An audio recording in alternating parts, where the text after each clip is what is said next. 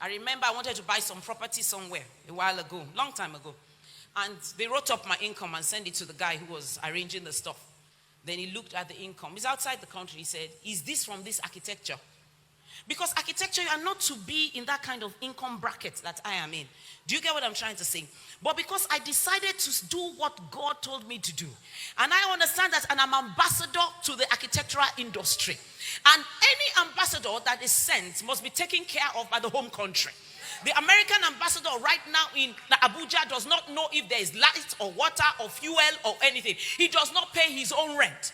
So if I pick up the mandate of God, he has to take care of my own mandate. Therefore, I'm not afraid to be a teacher.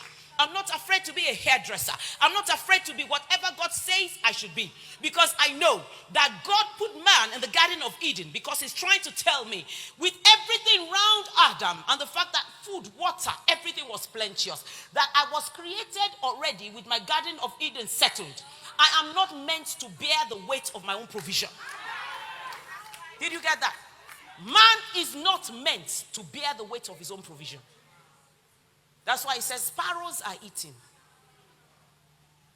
So if you do what God has called you to do, how to survive is no longer your problem.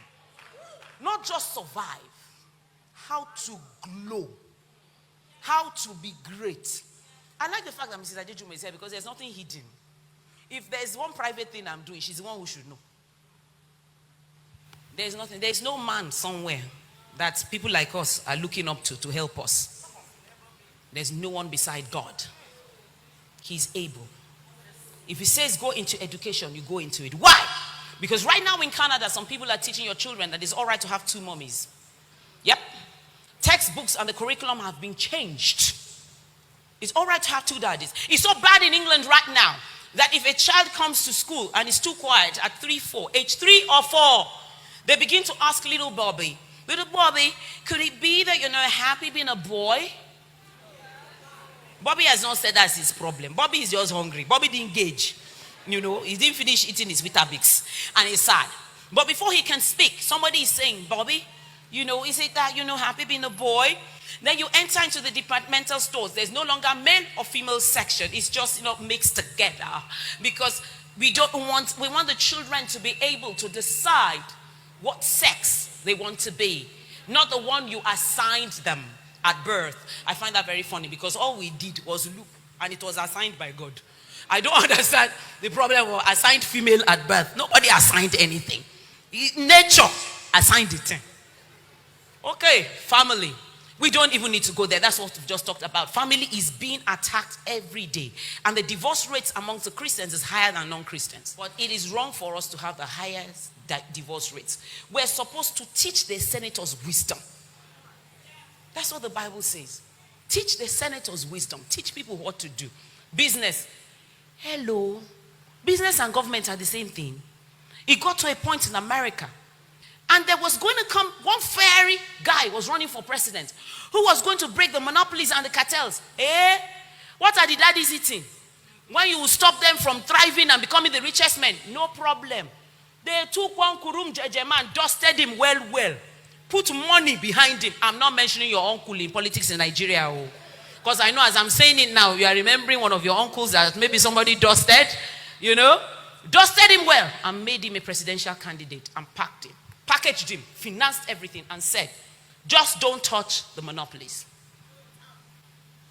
Business is the basis of every machinery. Government is based on business. It's who the business people sponsor that come into government. And you know what? You can shout as much as you like in church on a Sunday. On Monday, by one stroke of the pen, everything we've prayed about can be decided by policy. So Satan is very happy the way you say, just settle it on your knees. He likes it. Continue to settle it on your knees. The number of people who die because there is no electricity in an operating theater, the medical facilities don't work. We don't have enough evangelists and miracle workers in Africa to overturn the damage that is done. Do you get what I'm saying? So while we are concentrating on miracles, other societies are just building institutions. Okay, I don't sound like a preacher anymore. That's why we need you to build the institutions, to make sure that everything works. Do you understand? Because that there's light when there should be light, honestly, is a miracle. Work that one for us. Anybody who can fix NEPA is a miracle worker. Yes, he's a miracle worker. Because he's fixed a lot of things. Industry, whatever. So business, you understand, you understand government. Where am I going with this? I said, you are called to one of these places. You are. You are called to culture. Media. Who will go to Nollywood? I have mentees in Nollywood for that reason. And they're close to me because we understand these things. Who will give us movies that don't show Nigerians as juju workers? By the time you get to South Africa and you say you're Nigerian, people are afraid. They respect you a lot. Because they don't know what kind of jazz you're about to work. Why?